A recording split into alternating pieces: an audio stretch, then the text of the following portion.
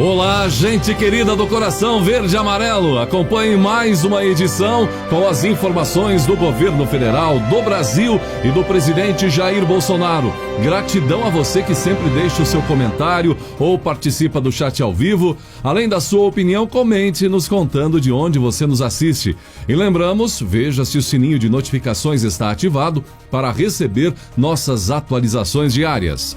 E vamos agora às notícias desta edição. O presidente Jair Bolsonaro empossou o deputado Fábio Faria à frente do recriado Ministério das Comunicações. A pasta ressurge como desdobramento do Ministério da Ciência e Tecnologia, comandado pelo astronauta Marcos Pontes, que foi na cerimônia empossado também nesse ministério. Na cerimônia ainda foram assinados 2 decretos, um sobre licenciamento de radiodifusão e outro sobre adaptação do instrumento de concessão para autorização de telecomunicações, prorrogação e transferência de autorização de radiofrequência. Em discurso, Faria, agora o ministro das Comunicações, fez aceno à pacificação do país e ao diálogo, pedindo que diferenças político-ideológicas sejam deixadas de lado para enfrentamento da Covid-19. Na presença de Dias Toffoli, também o presidente do STF e ainda também a presença do presidente da Câmara, Rodrigo Maia, o presidente Jair Bolsonaro reforçou o discurso pela liberdade e disse que todos os poderes devem ter compromisso com a Constituição Federal.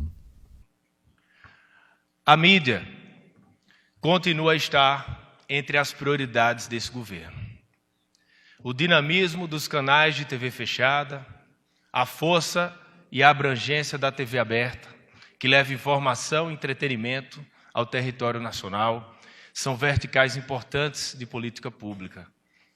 Assim como a rádio, veículo poderoso, aliado nas grandes cidades, General Girão, e amigo próximo das comunidades mais isoladas. E os jornais, que tanto ajudam a aprofundar as reflexões da sociedade, somados à internet, formam o símbolo e palco da liberdade de expressão. Senhor presidente, estamos aqui com a responsabilidade de pensarmos e agirmos como estadistas. E eu sou movido pelo espírito público e pelo patriotismo que Vossa Excelência demonstra diariamente, com a convicção de quem foi eleito por 57 milhões de brasileiros, ansiosos pelo resgate de princípios tão valiosos ao nosso povo. Tenho orgulho, presidente, de dizer que eu sou um desses eleitores que votaram por um país diferente, por um Brasil melhor.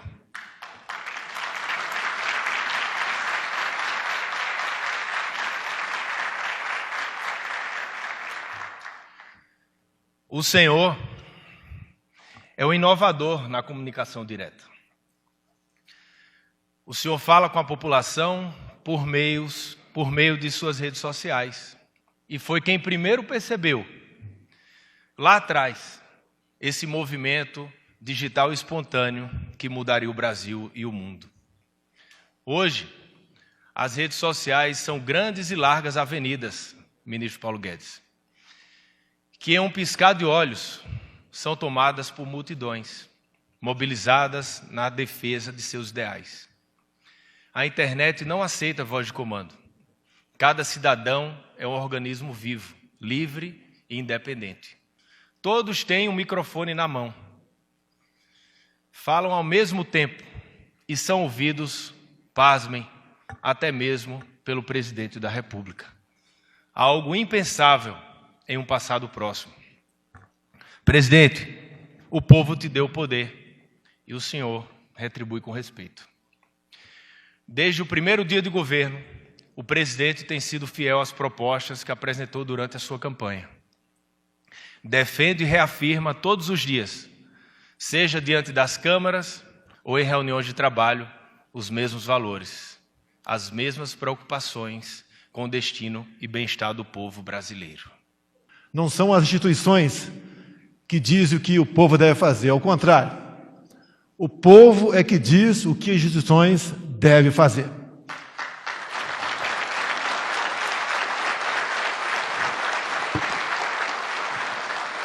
Fábio falou que ia se ausentar um pouco da família. Realmente tem que ter muita cabeça no lugar, muito apoio familiar para levar avante esse propósito, esse convite que ele ora assumiu, de promover as comunicações do nosso Brasil. Quanto melhor estiverem as nossas comunicações, transmitindo sempre a verdade na ponta da linha, melhor estaremos todos nós.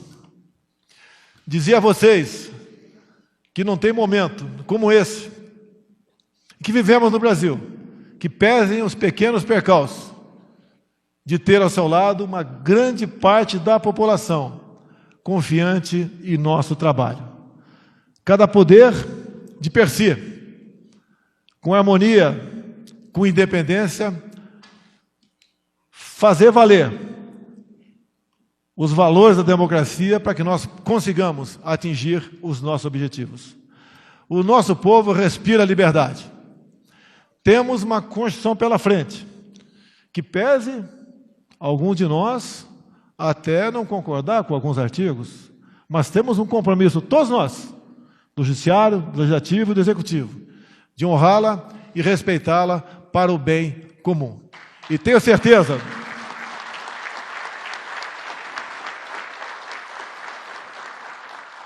que, respeitando cada artigo da nossa Constituição, nós atingiremos o nosso objetivo para o bem de todos.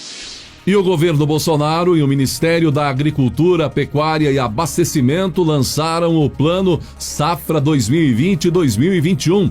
Em cerimônia no Palácio do Planalto, em Brasília, a presença de diversas autoridades do governo, entre outras autoridades, também o presidente Jair Bolsonaro e a ministra Tereza Cristina, ministra da Agricultura.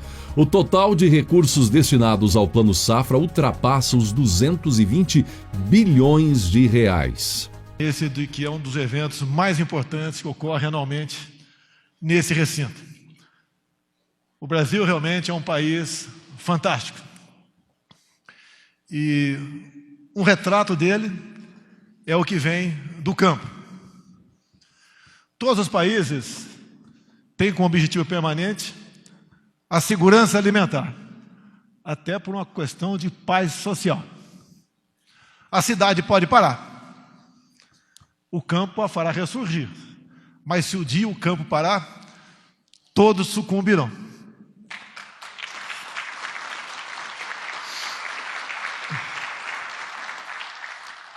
Nessa pandemia, o campo não parou. O pânico, alguns não conseguiram levar para essa região. E essa região, mais do que garantiu a nossa segurança alimentar, também fez com que a alimentação não cessasse nas cidades.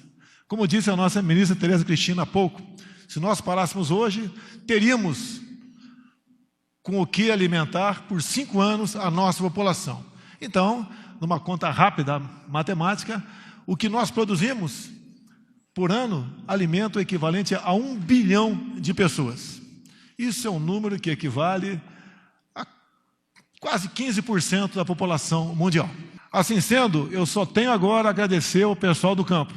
Também por um momento de uma pré-campanha, onde eu rodei muitas vezes sozinho pelo Brasil, mas fui muito bem recebido por todos vocês, com uma proposta que eu saberia que tinha como levar avante.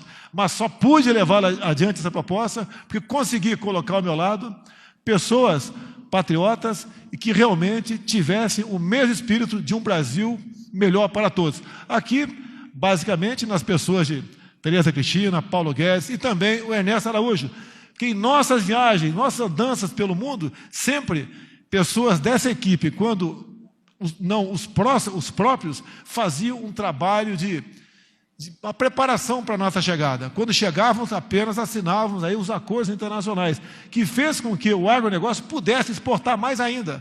E dizer àqueles que nos criticam, porque eu me sinto um agricultor nesse momento, que afinal de contas, eu também já plantei 30 hectares de arroz no passado, lá na nossa querida Nioaque, Mato Grosso do Sul, terra da Tereza Cristina. Sei das dificuldades, sei que não é fácil. Quantas vezes Eu tive que ir ao campo, plantar arroz com enxada, sábado e domingo, capinar o arroz, porque o folidol não dava conta de destruir as plantas de folha larga. E dizer mais, que o homem do campo, Paulo Guedes, é um exemplo realmente de trabalhador brasileiro. Eles trabalham de segunda a domingo. Todos, tá, usam muito mais para produzir menos. E nós somos um exemplo na questão ambiental. E o nosso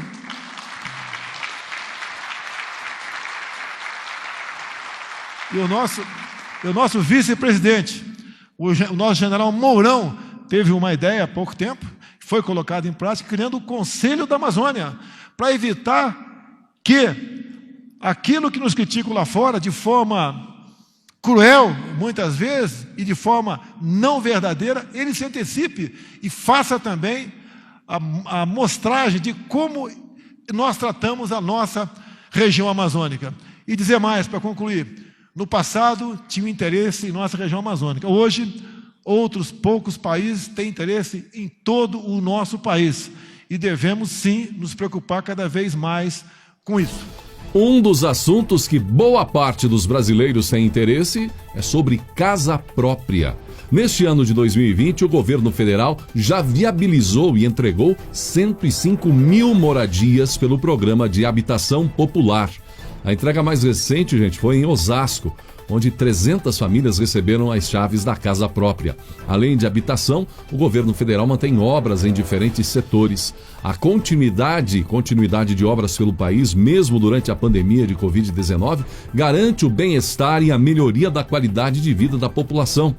A avaliação é do ministro de Desenvolvimento Regional, Rogério Marinho, quando esteve ali em São Paulo, em São Bernardo do Campo, onde vistoriou obras com aporte de recursos federais nas áreas de habitação, defesa civil e desenvolvimento urbano. A sociedade precisa de obras de mobilidade urbana, saneamento básico, habitação, precisa que a defesa civil funcione. São investimentos importantes para que as pessoas consigam conviver de uma forma digna nos seus ambientes. O presidente Jair Bolsonaro tem nos orientado a manter a execução de obras por todo o país, com todos os cuidados relacionados à pandemia, naturalmente, até porque a população precisa ter os serviços funcionando, afirmou Marinho. Em São Bernardo do Campo, o ministro também participou da entrega das 60 primeiras unidades habitacionais do conjunto Divinéia Pantanal. A pasta destinou 7,3 milhões de reais para a construção do empreendimento. Em breve serão concedidos outros 134 apartamentos do residencial. Neste setor da casa própria, o governo federal tem muitas novidades para breve e é no aquecimento do setor da construção civil, que engloba a habitação, que está uma das chaves para o Brasil se fortalecer no pós-pandemia e também a chave do sonho de muitos brasileiros, o sonho da casa própria. E você viu que o juiz Bruno Savino, de Minas Gerais, determinou o arquivamento do inquérito que apurava supostos mandantes no atentado cometido por Adélio Bispo de Oliveira contra o então candidato à presidência Jair Bolsonaro, ainda no dia 6 de setembro de 2018, em Juiz de Fora? A decisão judicial ocorre após tanto o Ministério Público Federal quanto a Polícia Federal terem concluído que o autor do atentado concebeu, planejou e executou sozinho o ataque contra Bolsonaro. Em mensagem no Twitter, horas depois da decisão, o presidente Bolsonaro voltou a falar sobre o atentado, mas sem comentar a decisão da Justiça. Um militante de esquerda, ex-membro de um partido da oposição, tentou me assassinar para impedir nossa vitória nas eleições, num atentado que foi assistido pelo mundo inteiro. Na decisão, o magistrado Savini se valeu do entendimento do Ministério Público Federal de que foram esgotadas todas as diligências possíveis na investigação, exceto a análise do conteúdo do aparelho celular do advogado de Adélio. Vou repetir.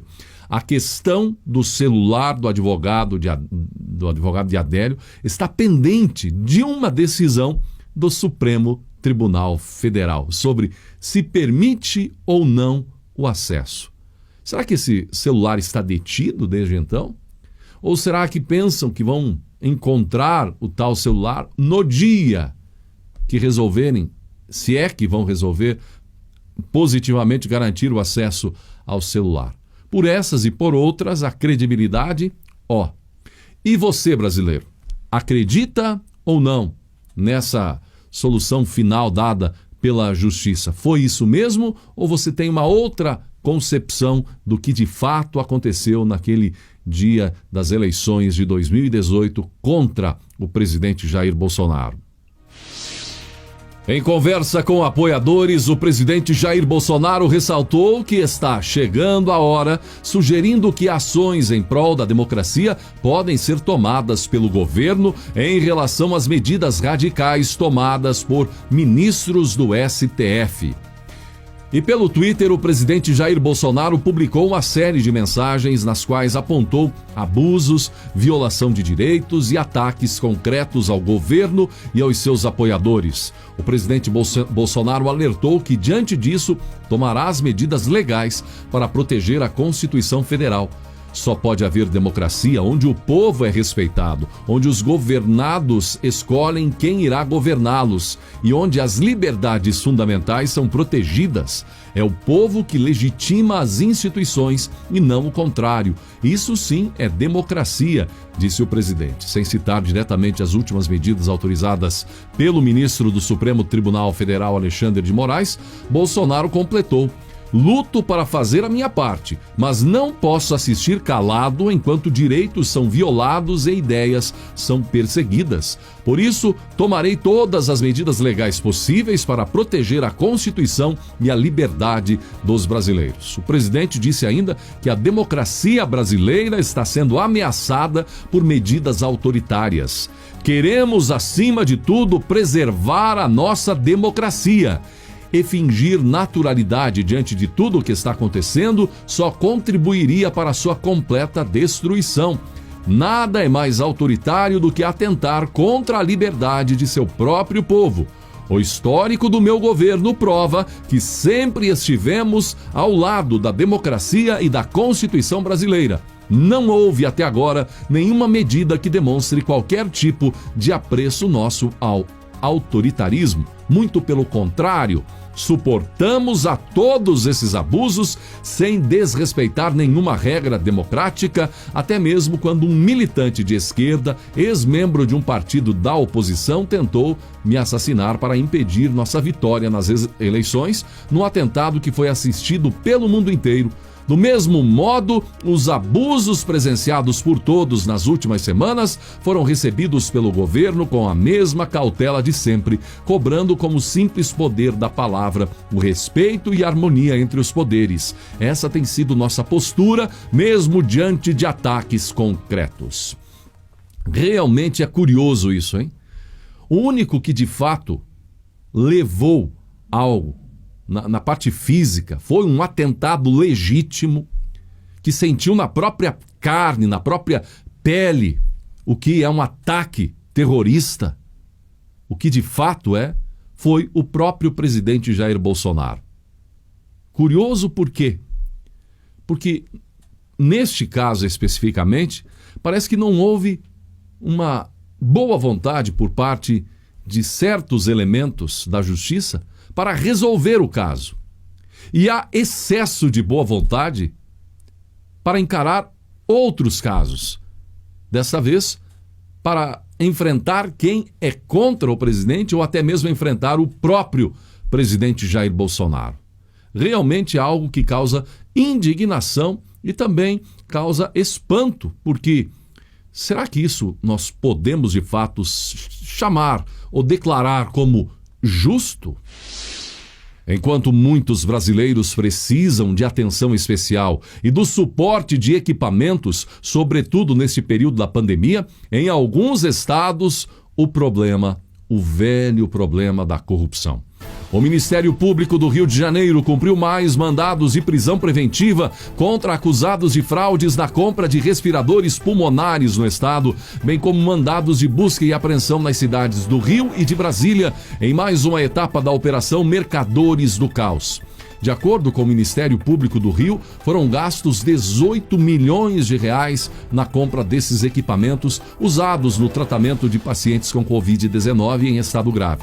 Segundo as investigações, os respiradores foram comprados de forma emergencial, sem licitação. Além disso, passados 2 meses da data prevista para a chegada dos equipamentos, nenhum respirador foi entregue pelas empresas e nem o dinheiro foi devolvido aos cofres públicos, segundo o Ministério Público. Bem, nesse imbróglio todo, tem aí também o impeachment em análise na Assembleia do Rio do Witzel.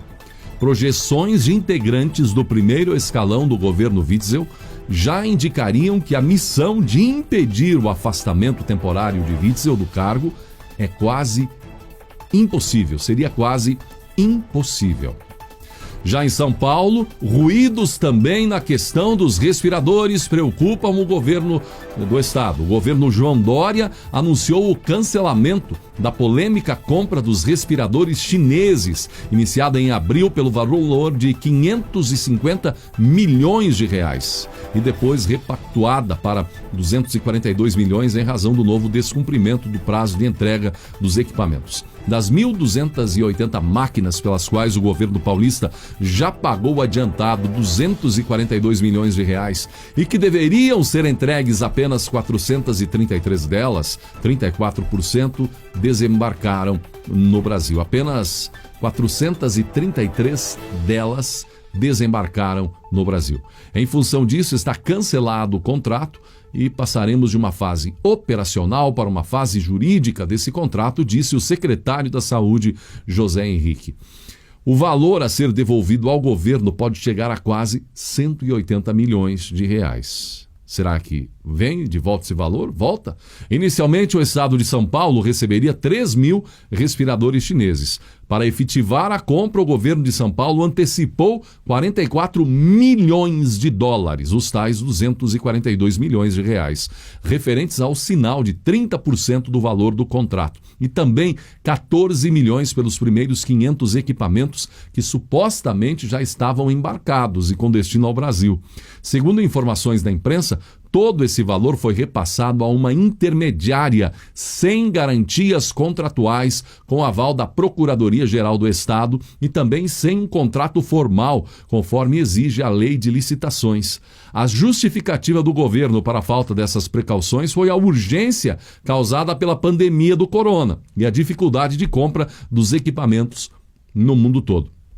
O Ministério Público de São Paulo investiga as circunstâncias dessa compra, inclusive os valores pagos considerados elevados para o período do contrato. Para integrantes da promotoria, em razão de não haver um contrato formal, o governo paulista pode ter dificuldades para conseguir receber o dinheiro de volta. E é muito dinheiro, gente. E também aplicar alguma multa. A venda dos produtos chineses para o governo paulista foi intermediada por um empresário que, conforme divulgado na imprensa, ele é investigado pelo Ministério Público do Paraná sob a suspeita de participação em uma fraude no Detran paranaense estimada em mais de 120 milhões de reais.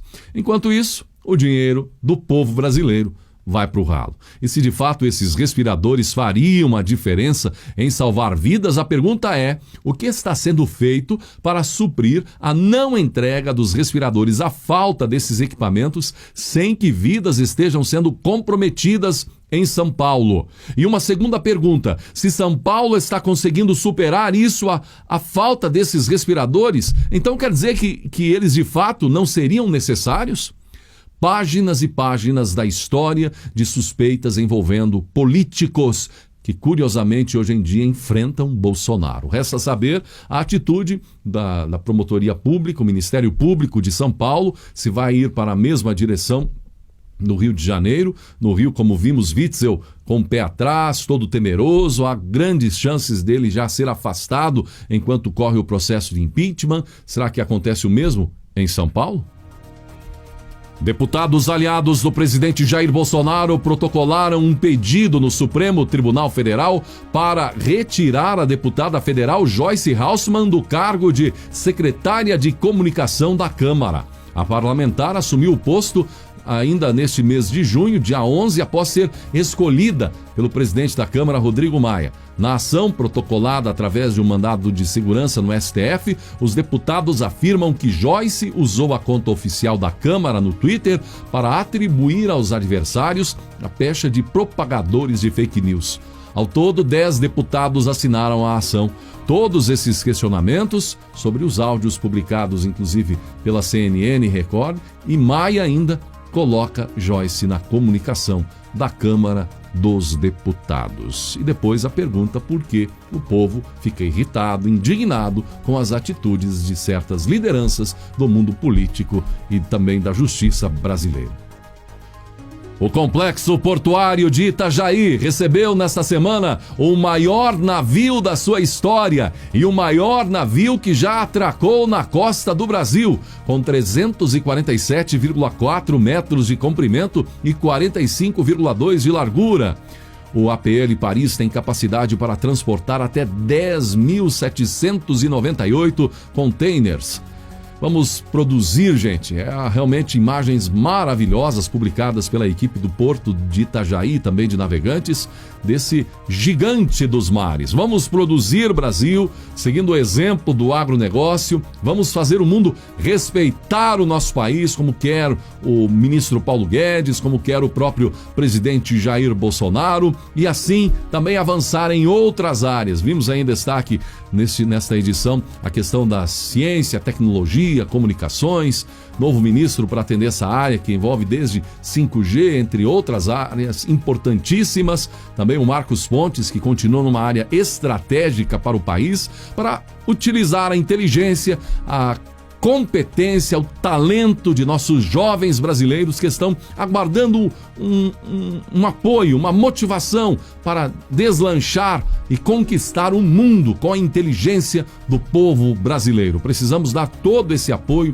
nessa área de produção, de inovação, de TI, tecnologia, comunicação, para o Brasil, além do agronegócio, ir muito além no mundo todo.